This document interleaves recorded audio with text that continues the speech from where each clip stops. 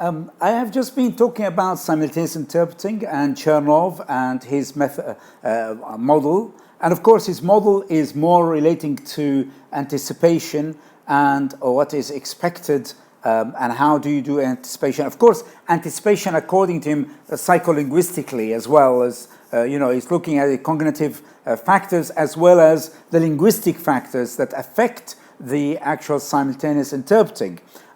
In that way, he's looking at, as I said, inferences, and there are different ones, pragmatic ones as well. He's looking at, in the pragmatics, he's looking at speech acts, he looked at implicatures, he looked at presuppositions, and of course presuppositions are like when you say the effect and you know what the cause is, that is presupposition, and when you have got the cause and not the effect mentioned, then you have the implicature. In other words, you are there is something hidden connotatively, which is in the interpreting in the implicature.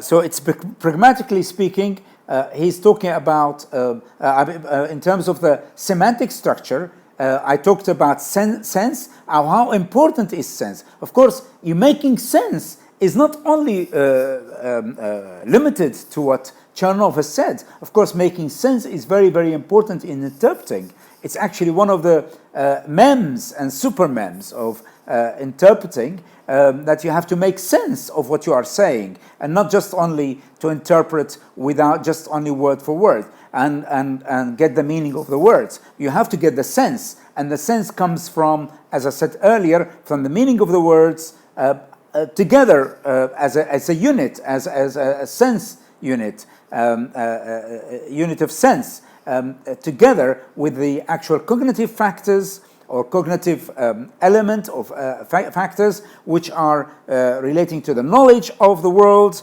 and also the communicative situation, and with regards also the context, situational context, it's very, very important to know this context. I mentioned in the previous video about some of these factors in situation, the situation factors that Chernov talks about. These factors, these situation factors, are linked to the inferences that are spoken about earlier, which are the linguistic one, the pragmatic inference as well. We can actually just go through them to actually remind ourselves of these inferences. And the inferences, as you can see here, I'll just show you that.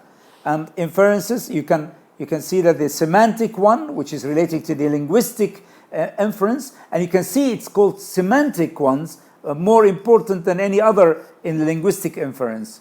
And there's the cognitive inference, which is about world knowledge, which is about how much the thesaurus that you have in your mind, or in the long-term memory that you have prepared before you came to the actual interpreting session, plus the situational context, and of course in the situational context or situational inferences, you talk about the here and now. When he says here, he says now, or he says we, and he says I, and what does he mean by that? Because deictic means here, deictic means pointing words, deictic words, meaning when he says I, does he mean I as him as a person, or I because what he represents as a prime minister or as a minister speaking, representing his own country? So therefore, these are relating to the situational context of the discourse that's happening there. And of course, there is also the element, the social role of that speaker, which is the pragmatic inference as well. And then we moved on and talked about the components of the semantic structure, really, and they are included that to ensure the objective semantic redundancy here. And what is meant by the objective semantic redundancy, which I'll come to in a minute about redundancy and how high redundancy and low redundancy when it comes to theme and rheme. Because sometimes in the theme there will be high redundancy, and the high redundancy will be even more when it's an ad-lib talk, when it is speech, because you'll have more chance of reducing the theme and then having more time to talk about the Rheme, because the Rheme is full of information. There's information density in the Rheme, which you have to actually be outputting. And that is why you need more focusing on the Rheme than on the theme, because the theme is already known information and it's already the subject, and you need to know what is the predicate of that sentence. And I'll come back to that in a minute. But in any case, here when we talk about objective redundancy, we're talking about the semantic, we're talking about the linguistic again. We're staying in the linguistic area, but in the semantic area, which is relating to the actual meaning and sense. It is sense, not meaning only, but sense. Sense to mean that it is not only the meaning, but the meaning of the word plus the knowledge of the world, plus the communicative situation that you're in. And here are the components of the semantic structure which you need to focus on when you are interpreting. And the first one is the referential, which is what the word refers to, and then a factive and the modal component. And there is also the evaluative and the didactic, which I've just spoken about a little bit, and the pragmatic. And in the referential, of course, in the referential, which is referents, which are reflecting, or the meaning reflects the entity in the real or imaginary world, and that is the referential, which is the referents themselves. And then the factive, and here about the factive, I need to mention something about the events when we talk about factive. The event can be, that the speaker is talking about, can be of three types. According to Chernov, the first type is factive, which means that it is the event has actually already been happened already. It's previously happened. Okay, that is called factive one. And then there is a second one, which is through. I will go through them in a minute to tell you about the factive and the other ones. But I will mention them anyway here. Just for you to be aware of them. Factivity it means that the event is already happened when the speaker is talking. That is factivity, factive component. Then the second one is the counter one, which has never occurred before the moment when the speaker has talked about, which is called counter factivity of the event. And then, of course, there's the non-factivity, and that means that the event hasn't happened yet. It's going to happen, but it hasn't happened yet. We'll come back to that in a minute about the factivity here. But when we are looking at also the other element, the factive and modal component, that is. The evaluative one, EV, which can be EV minus or EV plus. And here it is, when you are talking about EV plus, is when the speaker is talking about something positive, as in construction, development, successful, promising. All of these are encouraging signs and so on. This is a very positive kind of evaluation that the speaker is saying. And as I said earlier, when you are in a conference and the speaker is talking, they are not giving just information. They are also actually putting in their evaluativeness, their evaluative judgment as well. So you are not expecting them to be just giving information. They will give information, but they have a purpose behind it to convince you about something or to be persuasive. So they put forward all this information and then pass judgment themselves on this information, based on this information, whether that judgment is positive or negative. In the negative, it will be using verbs that are deteriorating, damaging, negativity all the time, whether the adjectives used are all negative, or it can be even the nouns, enough damage is done. Like, for example, like that. When he says that, that means, he's talking still about negativity, okay? Destruction, deterioration, and starvation and so on. All of these are negative evaluations, and they are actually trying to draw the attention of the audience, not only just to give them information, but also to convince them and give them some evaluative elements, and that's where the persuasive element of the speaker, of the interpreter, which is what's happening there. In the terms of the dynamic dialectics, here, when you talk about the dialectics coordinates of the semantic structure, of course, here, and watch the word semantic because that is what Chernov is more focused upon. He's more focused on the sense structure, on the semantic structure, and even more than the actual syntactic structure. It's more important for him the semantic structure, because even it was proven at one stage in his book, Anticipation, he did say that actually some of the surveys, they were not caring about the grammar. The audience are not caring about the grammar. They are more about the sense that's being passed on and the information or the semantic structure that is more focused upon. So they are more focused as audience on that than any other elements. Of course, the syntactic element is important. The grammar and so on are important, of course, but they're not as important as the semantic structure. And of course, there is a pragmatic framework, and the pragmatic framework is relating to the actual Cyril, perhaps, directives, the verbs, directions like command verbs, and ordering people and commissives and so on. Were promising and so on. So these all are actually related to pragmatics. Implicatures also are important. The hidden meaning also, more than what is the on the surface meaning. What is that is pragmatic. And in pragmatics, of course, he talks about the relevance theory, and the relevance theory, of course, which is this is well known. And I've done that in one of my articles about relevance theory, which is the minimal principle originally, the most effective with the least effort from the audience. So you give the most effective, that gives least effort from the audience to process, and and it's highly of benefit to the audience, i.e. maximum benefit to the audience and very little effort from the audience to process the information.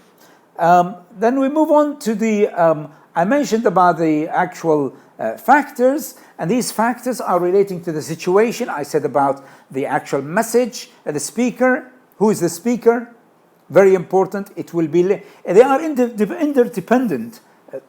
These situation factors on the semantic structure. So there's a theme, of course, the theme of the message, the event itself, and the audience or recipient, the place, the forum where the person is speaking, the speaker, the time when he's speaking, of course, during a war or not a war or whatever, there is a crisis or not a crisis, like coronavirus or whatever. And there's also the purpose of the communication. What is he aiming at? What's this purpose? There must be a purpose, and there's motive. All these situational factors are interdependent on also the semantic factors in order to see what is relevant, what is redundant, the high redundancy and the low redundancy, which are whether it's objective redundancy, linguistically related, or it is subjective one, which is relating to the speaker's ability. Now, I'm going to look at also the event, as I said, about the factivity here, and there's factive, what is considered to be the event is factive, which factive or counterfactive or non-factive, and I said the factivity is when the event is already happened, and at the moment of speaking, or counterfactivity, which means never have occurred prior to this moment when it's happening, or it's going to happen in the future, which is called non-factivity as well. Now, in the objective linguistic redundancy element here, And of course, this is related to the semantic structure mostly, whereas the subjective degree of discourse redundancy, which is related to the actual situational or situation factors that are happening there. Now, with regards to this about the redundancy, the higher the redundancy of the discourse, the higher, this is according to what Chernov is saying, the higher the probability of correct anticipation of its development at each level. In other words, you are actually going to be more likely to actually anticipate correctly if there is high redundancy. If there is a lot of redundancy in the talk, there is a probability of having anticipated the development of what is the development of the discourse going to be. But if the information density is very high, then that is a problem of here. So the higher the information density of the discourse, and that's according to Debogrand, the lower the probability of correctly forecasting the development. In other words, if you are to infer anything, if you are to anticipate, or not infer, but anticipate the development of what the speaker is going to talk about in the discourse, if the information density is very high, then it's very unlikely that you will be forecasting its development correctly, and the probability will be of the broadcasting will not be correctly forecasted. And here I'll move on to a theme and rheme, or what's called topic and comment. And of course the theme, which I covered in another when I was talking about translation and interpreting, that the theme and rheme are important to consider. Of course, and I talked about Halliday at that time, and Prague School about theme and rheme, and that. Now, here in this interpreting, in the simultaneous interpreting, what is important is that we need to focus on that the theme itself is actually, in the semantic structure of a discourse, okay, is cumulative. In other words, you will see it again and again happening, the actual theme, which is the known information. It is not a new information. However, the dynamic part of the communication is where the rheme is, and that's where the focus is, and that is where the informativity or the information density is very, very high when you are talking about that. So in the theme, because of the fact that the theme is known, then you need to do compression. And here is an example given by Chernov about this, and you can see that the words that are highlighted in bold are actually referring to the same theme, to the same person, which is Alice's sister. Here, she dreamt about Alice's herself, blah blah, by the tiny hands, so it's the same theme is being repeated here. When we move to the second part, the last section I've just added, you will see that it's the white rabbit, now the strange creatures of the little sister's dream. So you see the strange creatures, these are new themes coming in, but the previous ones can be compressed in order to make it easier for that. Compression-wise, according to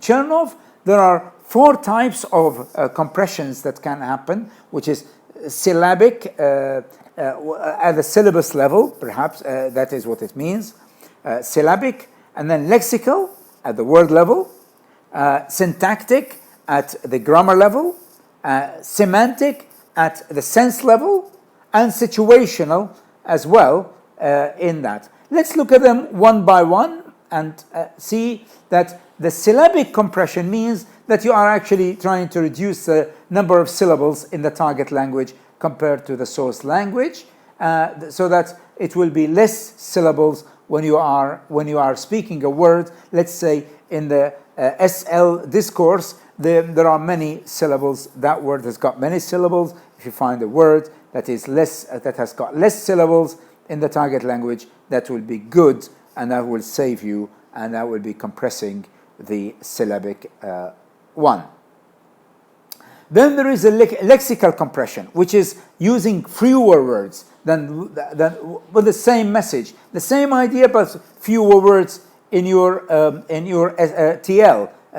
And then also the syntactic compression, which is using shorter, simpler construction. And here, what is meant by that is that, let's say, very long sentence, you can break it down into shorter sentences in the syntactic compression. And of course, that is, you can use, for example, also Chernov has actually mentioned this, you can use prepositional phrase instead of participial construction, or a single word instead of a combination of words, for example, together. And then is the final compression, which is the semantic one, where there is a repetition of the semantic components, and you are trying to, and the speaker is paraphrasing, and you are trying to make that paraphrasing shorter and more condensed. And that is when you are making it compressed semantically speaking here. Of course, when it comes to the REME, no compression. It's the opposite, because there's not the opposite as much, because there's information density. And that is really a big thing about the REME and information density. Here, of course, you have to look at the sense producing REME, which is very important, and it's linked to the verb predicate and alone. Now, let me just say something about the predicate and the subject and predicate in a sentence. And of course, the subject of a sentence, usually it is the theme. And the predicate is the REME. And the predicate can be with the verb in the sentence along with the rest of the sentence, or it can be without the verb as well. That's a predicate. And that is usually where the theme, the REME is. The REME is what makes sense in the REME plus the verb predicate, with the verb predicate as what Chernov is saying here. Okay? So it says here, it will be erroneous to associate the sense-producing REME, the foregrounder, with the verb predicate alone. And what does that mean? Of course, it means that the REME, it has to have a sense, we are producing sense from it, but doesn't have to be associated, doesn't have to be linked to the verb in the predicate. It doesn't have to be like this in order to making it to make sense. The sense producing REME may have predicates in it, but only when they make sense together that you are actually using them to, but you cannot actually link them all the time, and that is what is being said here. And of course, there is again loss of information due a missed REME. You know, I mean, you can be missing a REME, like for example, sometimes you're focusing so much on the theme in the actual flow of information, and you missed the REME. And that is really problematic, because sometimes the REME is the one that is in the predicate. Sometimes it actually may coincide with the predicate of the sentence, and it might be hidden, the REME. That's the thing. So you need to actually know and that. And if you miss the actual REME, then that is really a big problem for you, because you have to actually know. And of course, according to Chernov, when he was speaking, he says there are semantically all utterances may be classified by predicate types. In other words, they are predicates. And these include all the predicate of qualitative characterization, meaning characterizing the subject, explaining about the subject, the relational predicate, which is establishing the subject and the object, classifying predicate or identifying predicate, and existential predicate. And all these predicates in a sentence, which you need to read about, because otherwise it will be spending quite a lot of time explaining that. But that is what is really important, that the REME is the focus of attention, and it is the more challenging, and you need to look at that more, and that's where it will be the redundancy less because of the information density, which is very, very high.